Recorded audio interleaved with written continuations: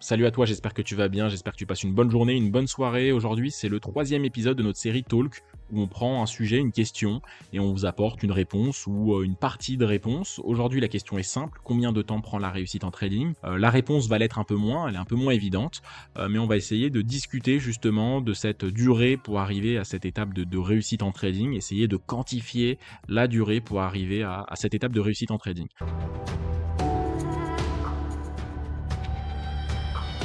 Alors premièrement, je suis un peu obligé d'initier la vidéo par ça.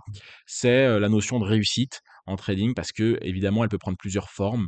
La notion de réussite est assez personnelle quand même. Elle est difficile à définir, à visualiser. On va pas se réveiller un jour, un matin dans le trading et on va se dire c'est bon, je suis successful, je suis en réussite. C'est quelque chose qui est beaucoup plus linéaire, beaucoup plus graduel. Comme je l'ai dit, c'est pas quelque chose de palpable. On n'est pas dans l'échec pendant des mois ou des années, puis on va pas se réveiller un matin en étant en réussite, c'est évident, ça va de soi. Mais donc c'est pour ça que c'est difficile de savoir quand est-ce qu'on a réussi à valider cette étape-là. On le sait jamais vraiment. Alors on sait quand on est en échec, mais on a du mal à savoir quand est-ce qu'on a réussi nos objectifs. Et c'est pour ça justement que c'est un petit peu à nous de définir premièrement la réussite. Parce que la réussite est un élément assez personnel et elle peut prendre plusieurs formes, comme je l'ai dit. La réussite peut prendre la forme en trading de revenus complémentaires, c'est-à-dire qu'on fait des performances un petit peu irrégulières, mais plutôt profitables. Donc ça peut être une forme de réussite, hein, c'est des revenus complémentaires à une activité principale, un métier, de la société plus classique ou une activité en ligne ou un business ou voilà, dans le salariat, peu importe, mais c'est notre activité secondaire. Donc elle va nous apporter des revenus, mais c'est pas ça qui va nous assurer, de payer les factures à la fin du mois, c'est pas ça qui nous permet de vivre. C'est un bonus de vie, qui est généralement ou pas forcément une étape intermédiaire. Donc ça peut être déjà la première forme de la réussite, c'est des revenus complémentaires, qui sont forcément un petit peu irréguliers, enfin forcément non, pas forcément, ça peut être des revenus complémentaires réguliers, mais en tout cas c'est pas notre activité principale. Et une personne peut déjà définir sa réussite par ça. Ensuite, on peut également se dire que la réussite, c'est, la fameuse notion de liberté financière. Jouir d'une, liberté, géographique, une liberté dans notre organisation, une liberté professionnelle. Donc là, généralement, on est su voilà, le trading est plus axé comme une activité principale. C'est une étape évidemment qui vient après l'étape des revenus complémentaires. Les revenus complémentaires peuvent être une étape de la réussite finale à notre trading, comme ça peut être une étape de la réussite intermédiaire puisqu'ensuite on veut aller plus loin et être trader à temps plein finalement. Donc ça, c'est encore plus difficile bien évidemment d'accès parce que ça veut dire que, c'est notre trading qui nous assume au quotidien.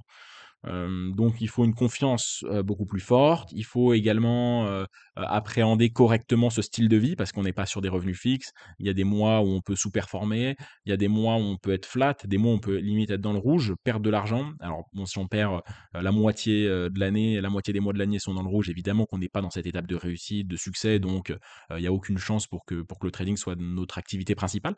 Mais en tout cas, voilà, il y a cette 2e forme, de liberté financière. Alors évidemment, la liberté, c'est un faux mot dans le trading, hein. C'est un faux mot, FAUX, hein, pas FOMO, Fear of Missing Out. C'est un faux mot, pourquoi? Parce que, c'est une fausse notion, parce que, bah, heu, la liberté dans le trading, ça fonctionne pas. C'est-à-dire il faut s'imposer des règles et il faut restreindre cette liberté à une méthodologie précise, à des heures de trading précis. Il faut une rigueur, une discipline à toute épreuve pour réussir dans le trading. Je le dis, tout le monde le dit, tout le monde le sait. Donc forcément, cette notion, de discipline, un petit peu comme à l'armée pour prendre des positions, vraiment strictes, une gestion du risque, une gestion du capital très stricte, une gestion de nos émotions très stricte, tout ça est un petit peu antinomique par rapport à cette notion de liberté. Donc, en tout cas, on a une liberté financière, une liberté géographique, pourquoi pas, une liberté dans notre emploi du temps. Bon, bah, on peut créer une stratégie en fonction de notre emploi du temps, mais après, on est obligé quand même de se fixer des règles et de les appliquer. Parce que si on n'exécute pas des règles précises et qu'on veut vraiment jouir d'une liberté totale, le trading, c'est pas fait pour nous. Donc, la réussite peut prendre cette forme-là. La réussite peut prendre aussi la forme d'un chiffre. On veut faire 60K à l'année, donc 5 000 euros brut. Donc voilà, c'est un petit peu difficile déjà à noter. Parce que, comme je l'ai dit, la réussite, c'est un élément personnel. D'ailleurs, je vous invite à la définir, définir des étapes. Pour vous, comment vous voyez le trading? Ça va vous permettre déjà de professionnaliser un petit peu le trading, de pas simplement regarder des vidéos, regarder des graphiques sur Internet, mais d'avoir justement des objectifs précis. Alors, pas précis dans la durée, pas se dire bah, dans 3 mois, il faut que j'ai gagné tant, ou dans 3 mois, il faut que j'ai. Parce qu'évidemment que ça va dépendre de nous, ça va dépendre du marché, ça va dépendre de plein de choses. Donc on peut pas demander au trading des revenus, voilà, moi il faut que j'ai 10 000 € tous les mois. Non, il y a pas, le marché va pas te payer, va pas te faire une fiche de paye, il va te dire bon bah ce mois-ci je te donne 10 000 €. Donc pas vraiment dans la durée, mais plutôt dans les éléments. Est-ce que comment vous voyez les choses? Alors après dans la durée on peut se donner des fourchettes. D'ici 2 ans j'aimerais bien avoir ça, d'ici 6 mois j'aimerais bien avoir ça, mais pas trop précis. En tout cas c'est quand même bien de définir euh, de définir des objectifs parce que ça va voilà, ça donne une raison à s'intéresser au trading, à bosser le trading, à se lever le matin et à se dire bah j'ai envie de regarder des vidéos, j'ai envie d'aller sur les marchés, j'ai envie d'aller backtester, j'ai envie d'aller sur les graphes, voilà. Donc c'est bien quand même de définir des objectifs et il y a beaucoup de gens qui bah quand tu leur dis pourquoi tu fais du trading ou quels sont tes objectifs, finalement, il y a pas vraiment de réponse et c'est un petit peu dommage parce que forcément, ça manque ça excusez-moi, ça montre un petit peu d'amateurisme, là où il faut avoir une démarche très professionnelle pour réussir dans le trading. Donc tous ces objectifs ont quand même une similarité, c'est que cette étape de réussite-là, finalement, peu importe la forme qu'elle prend, on a une forme de constance dans son approche vis-à-vis des marchés, on a un système, on a une vision des marchés qui nous permet d'être psychologiquement OK, on a une forme de stabilité. Donc voilà, c'est pour ça que quand je vais parler de réussite, je vais parler de stabilité finalement. On a pu acquérir une forme de stabilité, peu importe si c'est pour avoir 60 000 € par mois, par an, des revenus complémentaires ou autres, ça va dépendre aussi de notre capital, notre gestion de risque, donc il y a tout ce qui va à côté. En tout cas, on a une méthodologie, on a une vision des marchés et on a une stabilité. Et c'est ça cette réussite-là, c'est cette stabilité. Donc combien de temps finalement pour arriver à cette stabilité? Je mets un petit disclaimer et une petite parenthèse, la réussite n'est jamais acquise, hein, ce n'est pas un dû, c'est à maintenir. On n'est jamais arrivé, mais on n'est jamais arrivé à rien. Faut pas voir le trading comme des étapes qu'on coche. C'est bon, j'ai ma stratégie backtestée. C'est bon, j'ai mes 100 K FTMO. Tout peut être plus compliqué. Voilà, le trading, c'est quand même, il y a une forme d'instabilité, donc forcément, la réussite n'est pas acquise. Elle peut exister un jour. Généralement, elle va durer.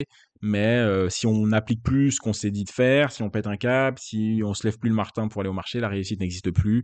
Donc voilà, c'est un petit peu comme tout dans la vie, faut également combattre pour la maintenir. Évidemment, c'est beaucoup plus simple de maintenir la réussite que d'arriver déjà à cette marche-là. Donc voilà, maintenant qu'on sait la réussite, combien de temps pour y arriver? Alors déjà, pourquoi on parle de temps? Est-ce que c'est important finalement de se dire bah, combien de temps il faut pour réussir? Parce qu'on pourrait se dire bah le trading, peu importe, le but c'est d'y arriver, on n'est pas pressé, on va prendre notre temps. Ça peut prendre 6 mois, ça peut prendre 1 an, ça peut prendre 10 ans. Là, je suis pas vraiment d'accord avec ça parce que le temps a énormément d'importance. Plus on échoue pendant longtemps, plus la probabilité d'abandonner est importante.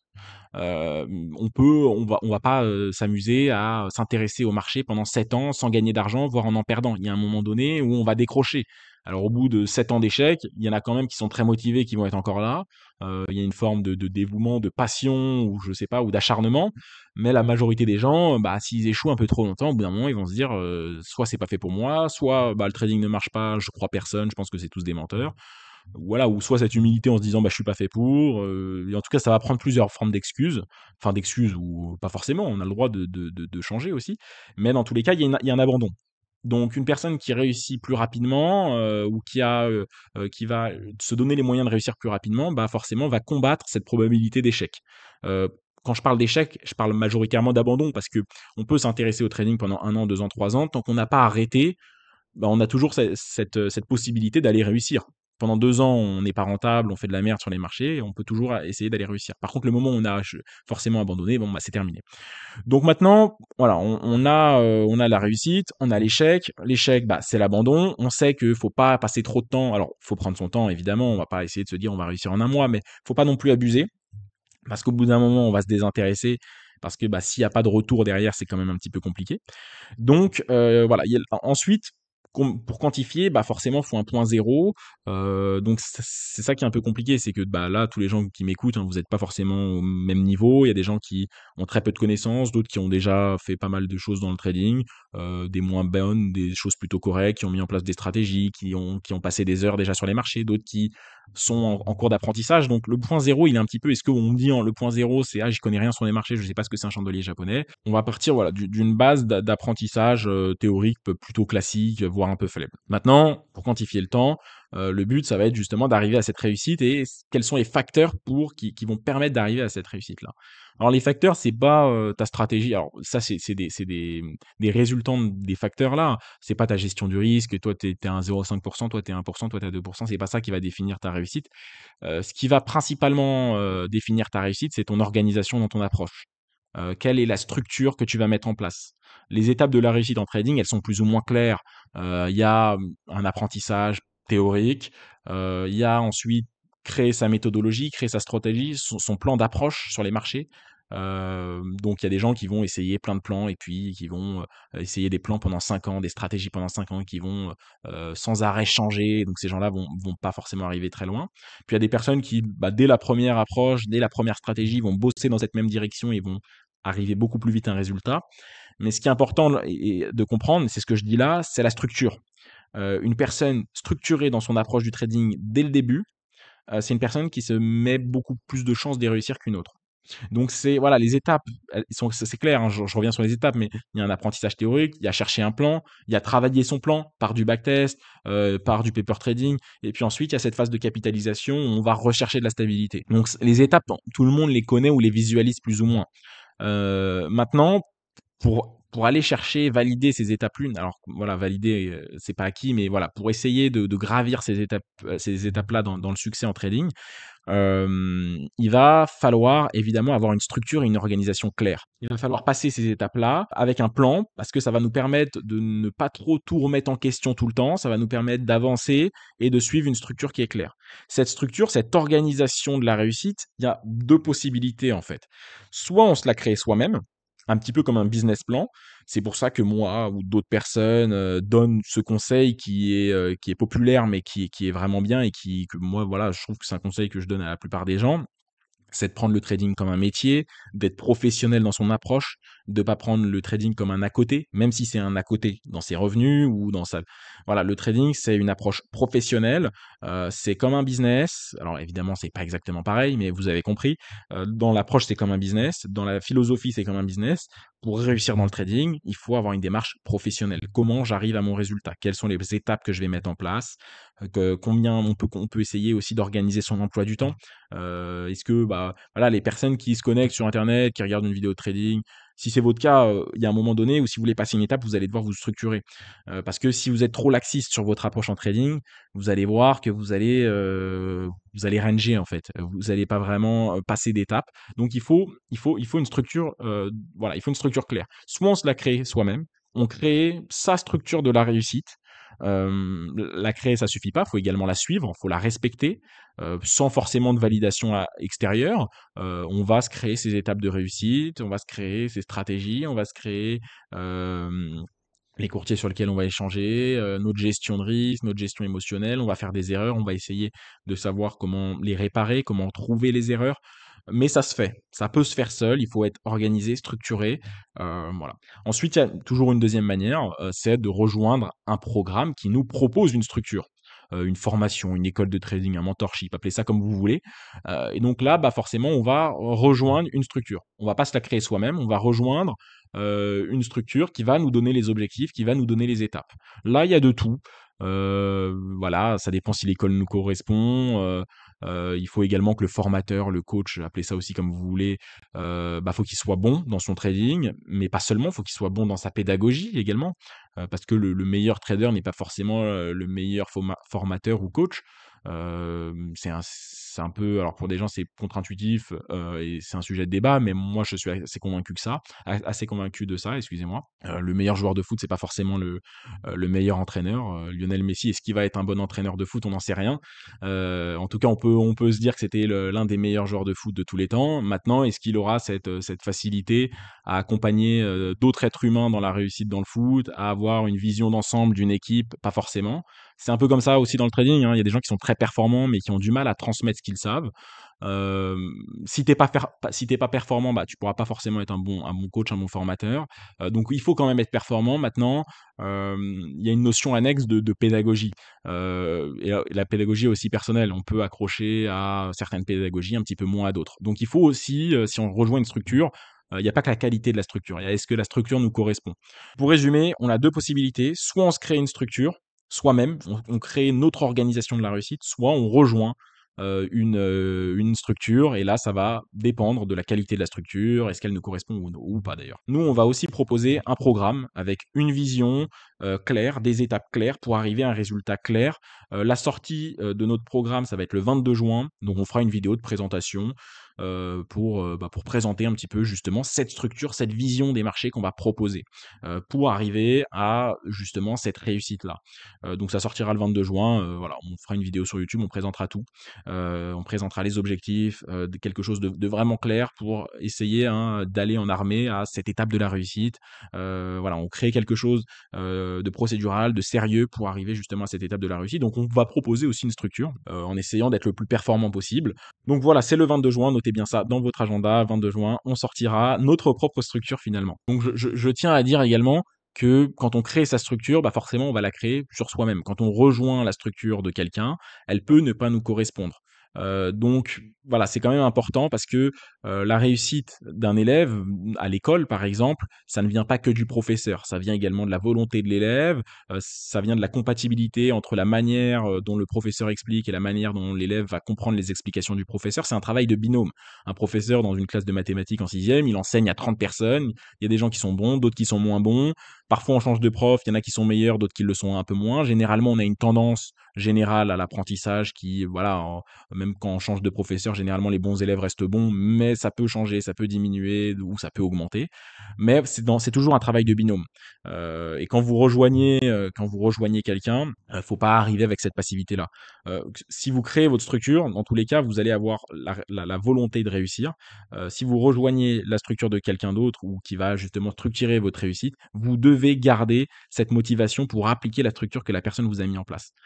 Parce que c'est toujours un travail de binôme quand on rejoint une formation, faut arriver avec cette bonne mentalité-là. Évidemment, j'ai pas de statistiques à l'appui, mais pour donner mon avis là-dessus, je pense que la probabilité de réussir en ayant une structure qui est déjà construite, elle est beaucoup plus élevée que de construire soi-même les étapes de la réussite. Je pense que c'est beaucoup plus complexe. On n'a pas de validation extérieure, on ne sait pas si déjà notre structure elle est bonne, on ne sait pas si ce qu'on fait est bien, si ce qu'on fait n'est pas bien, si on valide les étapes, si on les valide pas. Et en fait, on peut se perdre très facilement. Donc c'est beaucoup plus compliqué. Et ce qui est plus compliqué également, quand on crée sa structure, bah, c'est le temps. Parce qu'il faut le temps déjà d'en prendre conscience, le temps de la créer, le temps de la respecter. Alors que quand on rejoint une structure, bah, on est déjà dans quelque chose qui va arriver et qui va fonctionner en fait, qui fonctionne déjà sur d'autres élèves. Et donc on peut avancer beaucoup plus rapidement. Et moi je l'ai dit en début de vidéo et j'en suis convaincu, le temps est important. Voilà, on dit qu'il faut pas être pressé et autres, mais en fait ta résilience elle a des limites en termes de temps. Tu vas être résilient en fonction des personnes pendant une certaine durée, pendant une certaine période de temps, et puis il y a un moment où ta résilience va s'arrêter et tu vas te dire factuellement, rationnellement, c'est bon, j'arrête, ça ne marche pas. Donc voilà, c'est comme dans tout en fait dans la vie, hein. Si tu es passionné de pêche, que tu es pêcheur, heu, tu vas acheter une canne à pêche, et puis tu vas pendant 3 ans au lac et tu arrives pas à tirer un 20 poissons, il y a un bout d'un moment où tu vas te dire, alors soit dans ce lac il y a rien et j'arrête, soit bah finalement la pêche c'est pas fait pour moi et puis tu vas vendre ta canne à pêche sur le bon coin. Donc voilà, il y a un moment donné, dans le trading, t'arrêtes et comprenez bien ça, votre temps, il est limité. L'intérêt que vous avez pour le trading, il est pas illimité justement, il est pas infini. Il y a une limite, la limite, elle est pas la même en fonction de toutes les personnes, mais il y a un moment où on arrive à cette étape d'abandon. Donc voilà, le pêcheur qui tire aucun poisson pendant 3 ans, il en a marre au bout d'un moment. Mais par contre, tu vois, si tu pêches avec un ami qui est expérimenté, qui te conseille dans le matériel, qui te conseille dans la technique, tu auras pas forcément les mêmes résultats et tu vas pas tirer autant de poissons que lui dès le début. Mais il y a quelqu'un justement qui va t'accompagner dans ta vie de pêcheur, quoi. Bon, je sais même pas si ma métaphore finalement elle est intéressante ou pas, mais j'espère que vous comprenez le truc en fait. Dans cette étape de la réussite, dans cette structure, cette vidéo-là, elle fait office aussi pour moi de parler de structure parce que les gens sont très désorganisés dans leur manière d'apprendre le trading. Donc voilà, j'ai beaucoup parlé. Maintenant, je vais essayer de quantifier le temps, hein. Bah, c'est vrai que j'ai beaucoup parlé, mais c'est un petit peu l'objectif aussi de cette série de vidéos, c'est d'être un peu plus libre dans le format, juste du dialogue et parler un petit peu de ce que je trouve intéressant. Maintenant, on va essayer de quantifier le temps, mais c'est vrai que c'est une question qui est assez compliquée. Là, je l'ai dit, ça dépend de plein d'éléments. Si on est bien entouré, bien conseillé, ou alors si on est seul, ça va être plus compliqué. Maintenant, ça peut se faire tout seul. Faut avoir suffisamment de recul, hein, du bon recul. Faut avoir pas mal de jugeote.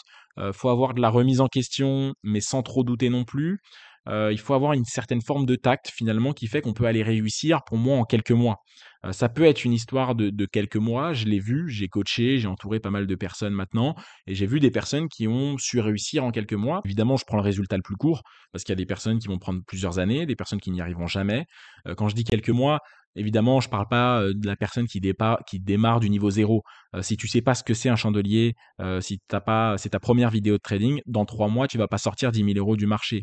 Même si tu es bien entouré, voilà, si tu pars d'un niveau zéro, en étant le plus rapide, ça va être du 9 mois, 1 an, minimum pour les résultats les plus courts. Peut-être que dans 9 mois, tu pourras déjà sortir un peu d'argent du marché de façon plutôt consistante dans cette première approche. Mais 9 mois, c'est si tu es bien entouré dès le début, si ça accroche, si tout se passe bien. 1 an, voilà, c'est la durée minimale. Après, ça peut prendre 2 ans, 3 ans, 4 ans, 5 ans, 6 ans. Là, je parle vraiment pour une personne qui est au niveau zéro. Maintenant, si tu as déjà une connaissance du marché, tu as déjà tradé en démo, en réel, tu as fait des conneries de ton côté, tu as bossé sur des stratégies ou des méthodologies de trading. Ce qui te manque, en fait, c'est cette phase de déclic. Et cette phase de déclic, elle peut être beaucoup plus courte, comme elle peut venir au bout de plusieurs années. Elle peut se provoquer en 3 mois, en 4 mois, en 6 mois. Maintenant, ce déclic, soit on l'a nous-mêmes, en créant justement une structure, soit on rejoint une structure, comme je l'ai dit. Mais ce déclic-là, il peut prendre pas énormément de temps. Maintenant, le déclic, alors 3 mois, c'est quand même un peu chaud. On va plutôt être sur du 4-6 mois. Et puis après, voilà, là, quand je parle en durée, comprenez-moi bien, je parle sur les durées les plus courtes. Je sais pas vraiment une moyenne. En durée plus longue, bah voilà, ça peut prendre 5 ans, ça peut prendre 7 ans, ça peut prendre 8 ans parce qu'il y a des gens qui se désintéressent, qui reviendront dans le trading dans 2 ans. Donc on a du mal à savoir ça fait combien de temps que tu es dans le trading, tu vois. Même si tu te poses cette question-là, parfois tu auras du mal à te le dire. En tout cas, une personne qui bosse régulièrement, si elle part du niveau zéro, qu'elle se professionnalise correctement avec une structure claire, en 1 an, elle peut arriver à des bons résultats. Moi, j'en suis convaincu. Maintenant, si toi, ça fait 1 an que tu trades et que tu es un peu perdu dans ton trading, voilà, là, je parle du résultat le plus court. Donc, ça veut aussi dire que maintenant que toi, tu es un peu avancé, même si tu as fait des erreurs dans ton trading, si tu te prends en main dès maintenant, donc juste, voilà, tu essayes de savoir où tu en es dans ton trading. Tu essayes de savoir les erreurs que tu as faites, essaye de les lister. Quelles sont les 10 erreurs que tu as faites? Essaye de trouver des solutions à ces erreurs-là. Est-ce que tu travailles assez? Est-ce que c'est organisé? Est-ce que tu travailles aux mêmes horaires? Est-ce que tu as créé une méthodologie qui est correcte, qui correspond à ton aversion au risque, à tes limites psychologiques, à tes disponibilités sur le marché? Voilà, tu as un taf à côté. Est-ce que tu fais, voilà, tu essayes de scalper avec ton téléphone sur le travail? C'est pas bien. Crée-toi une structure professionnelle en adéquation avec ce que tu vis. Essaye de te lister sur une feuille blanche après la vidéo et de lister pourquoi tu n'y arrives pas, quel est l'objectif vers lequel tu veux atteindre, quelles sont pour toi les étapes pour arriver à ça, quels sont les efforts à faire. Essaye de quantifier l'énergie, le temps de travail que tu as à disposition pour travailler. Voilà, donc tout ça, c'est créer sa structure, c'est s'organiser. Faut se prendre en main, quoi. C'est aussi une vidéo de motivation en quelque sorte. Donc voilà, j'ai essayé de donner quelques chiffres. Ça a été un exercice assez difficile pour moi parce que j'ai pas réussi à donner des chiffres très précis. Vous voyez, je suis obligé de tout nuancer parce que tout le monde n'a pas le même niveau, et puis tout le monde prend pas le même temps pour réussir. Donc voilà, hein, c'est comme le pêcheur qui se met à pêcher, bah, ça va dépendre du premier lac dans lequel il arrive, est-ce qu'il est entouré, est-ce qu'il est pas entouré. Il y a tout ça qui va dépendre au bout du moment où il a pêché ses 100 premiers poissons, quoi. Donc voilà, c'est toujours difficile à quantifier. En tout cas, c'est une vidéo qui était là pour faire passer aussi plusieurs messages.